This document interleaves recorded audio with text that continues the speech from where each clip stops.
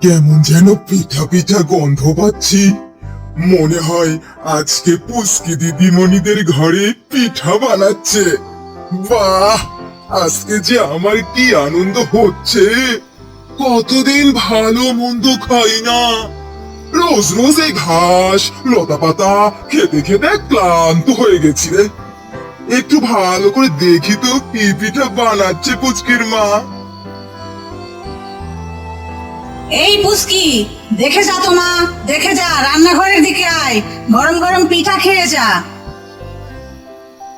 হ্যাঁ মা, এই তো আমি এসে গেছি। সন্ধ্যা থেকেই আমি কেমন যেন মিষ্টি মিষ্টি গন্ধ পাচ্ছিলাম পিঠার। তখনই ভেবেছিলুম মা নিশ্চয়ই আমার জন্য পিঠা তৈরি করছে। কি পিঠা বানিয়েছো মা? কুলি পিঠে, পাটিসাপটা পিঠে। এই পুস্কি মা, তোর বাবাকে ডাক দে তো পিঠা খেতে। বাবা বাবা, রান্নাঘরে আসো, মা পিঠা বানিয়েছে, খুব মজা হয়েছে খেতে, তাড়াতাড়ি আসো বাবা। হ্যাঁ হ্যাঁ, পিঠে তো মজা হয়েছে। পিঠার গন্ধে যেভাবে সমস্ত দিক ম ম করছে, তাতে বুঝতেই পারছি আমি বেশ পিঠা খুব স্বাদের হয়েছে। কি বললো যেন পুস্কিটার মা? কুলি পিঠে, পাটিসাপটা, হা হা হা, স্বাদে কি আমার মনে হচ্ছিল যে পিঠা দারুণ হয়েছে। দূর সাই, এরা যাবেটা কখন ঘরে? রান্নাঘর তো ফাঁকাই হচ্ছে না। কখন যে একটু খালি পাবো আর অমনি আমি পিঠাগুলো খেয়ে নেবো টপাটপ, তাই বুঝতে পারছি না। কিছুক্ষণ পরে পুচকি ও পুচকির বাবা পিঠে খেয়ে ঘরে চলে গেল, আর পুচকির মা পিঠা নিয়ে রান্নাঘর তালা দিয়ে ঘরের মধ্যে চলে গেল। তা দেখে ধবলের চোখে অশ্রু নেমে এলো। হায় রে কপাল আমার, ভেবেছিলাম একটু পিঠা খাবো আজকে মজা করে, সেও আর কপালে জুটলো না। একটা পিঠা জুটলো না। একটা পিঠা তো অন্তত ফেলে যেতে পারতো আমার জন্য। কোনো কি মায়া দয়া নেই ওদের মধ্যে?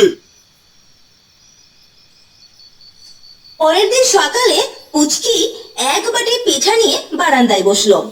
অমনি পুচকির মা ভিতর থেকে পুচকিকে ডাক দিল। পুস্কি, এই পুস্কি, ঘরের দিকে আয় তো মা, কথা শুনে যা। হ্যাঁ মা, এই তো আসছি। ওরে পুচকিটা দেখি ভিতরে গেছে পিঠাগুলো রেখে।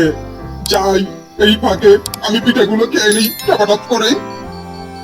অমনি ধবলি তাড়াতাড়ি দিয়ে এক এক করে সব পিঠেগুলো খেয়ে ফেললো। এরপর পুচকি এসে দেখে সেখানে একটা পিঠাও নেই। এটা দেখে পুচকির তো ভারী মন খারাপ হলো। এরই মধ্যে পুচকির বাবা হাট থেকে কাঁঠাল আর আম নিয়ে আসলো পুচকির জন্য। পুস্কি, কই রে মা? এই দেখ, তোর জন্য কি নিয়ে এসেছি হাট থেকে। কাঁঠাল আর আমগুলো দেখেই আমার তোর মুখটা মনে পড়ে গেল মা।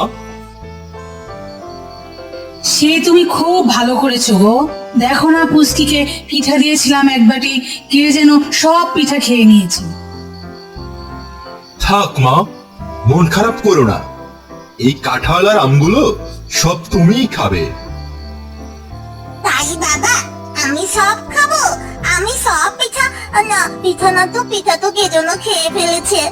আমি ওই কাঁঠাল আম সব খাবো। আরে বাস, এ দেখছি কাঁঠাল আম। আরে বাবা, পুচকির বাবাটা দেখি পুরো হাট উঠিয়ে এনেছে। ইস, কতদিন যে আম কাঁঠাল খাই না। তা থাক, আগে আগে আবার আনন্দ করবো না এখন আর। বেশি আনন্দ করি আর তারপর দেখা যাবে কপালে কোনো আম কাঁঠালে জুটলো না। পুস্কির মা, দোকানদার বলছে আমগুলো একটু শক্ত আছে, আজকে রাতের মধ্যেই পেকে যাবে। একটু ছালা পেঁচিয়ে রাখো তো। পুচকির মা আম কাঁঠালগুলো ছালা পেঁচিয়ে ঘরের বারান্দায় রাখলো। রাতের দিকে তারা ঘরের দরজা আজকে ঘুমোতে গেল। তা বুঝতে পেরে ধবলি তো মনে মনে খুব খুশি। আরে বাস, আরে ধবলি রে ধবলি, তোর তো কপাল খুলে গেছে রে ধবলি। আম কাঁঠাল সব বাইরে, কর্তা গিন্নিও সব ভিতরে ঘুমোতে চলে গেছে। যাই যাই, আর দেরি করা ঠিক হবে না। আম কাঁঠাল গুলো এখনই খেয়ে নিই টপাটপ করেই। পরের দিন সকালে ঘরের বারান্দার অবস্থা দেখে কর্তা গিন্নির বুঝতে বাকি থাকে না আম কাঁঠালগুলো কে খেয়েছে। ধবলি, ধবলি, তুই আমার সব আম কাঁঠাল খেয়ে নিয়েছিস। এটা তুই করতে পারলি? আমার জন্য তো একটু রাখতে পারতি। আমি তোকে কত ভালোবাসি। ওরে না মা না, ধবলিকে এত লাই দিয়ে মাথায় তুলিস না। ওর ইদানিং খুব বজ্জাত হয়েছে, যা পাচ্ছে তাই খেয়ে নিচ্ছে। সেদিন তোর পিঠাগুলো ধবলি খেয়েছে, ওকে একটা উচিত শিক্ষা দিতে হবে। এর পরের দিন পুচকির বাবা হাট থেকে আরো একটা গরু নিয়ে আসলো। কোথায় মা পুচকি, দেখে যা। এই দেখ, আরো একটা গাভী নিয়ে আসছি। এর দুধ নাকি খুব মিষ্টি। ও মা, কি সুন্দর লাল রঙের গরু, গাবি। ওর নাম রাখবো লালি।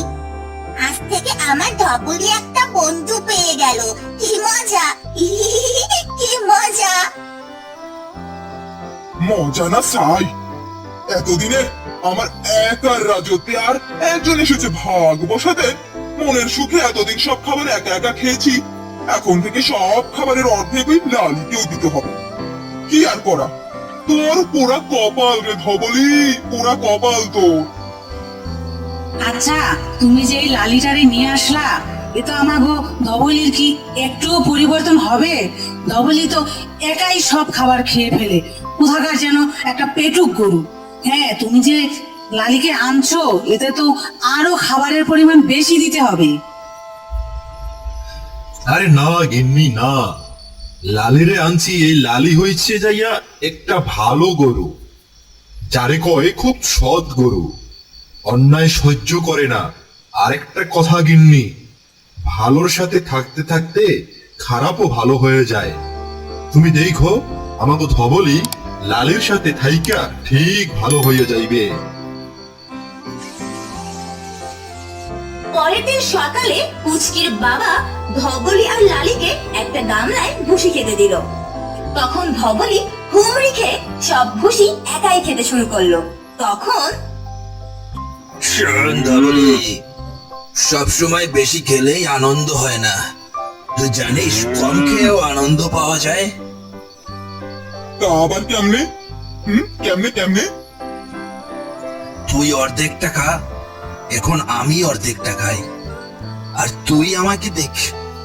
আর এটা ভাব যে এই ভুসিটুকু খেয়ে তোর মতো আমারও পেট ভরলো। আমরা কেউই আর ক্ষুধার্ত নই। খাবার আমরা খাই ক্ষুধা মেটাতে, পেট গাদাতে নয়। হ, আমি তোর কথাটা চিন্তা করে দেখলাম লালি। সত্যি সত্যি জীবনে এই প্রথম কম খেয়েও আমি আনন্দ পাইলাম রে। এর আগে জীবনে আমি কখনো আনন্দ পাই নাই, অথচ আমি সব নিজে খাইছি, পেট ভরে খাইছি, অনেকটাও খেয়ে ফেলছি, কিন্তু তাও মনের মধ্যে কোনো সুখ পাই নাই রে। তুই ঠিক বলছো লালি, তুই ঠিক বলছো।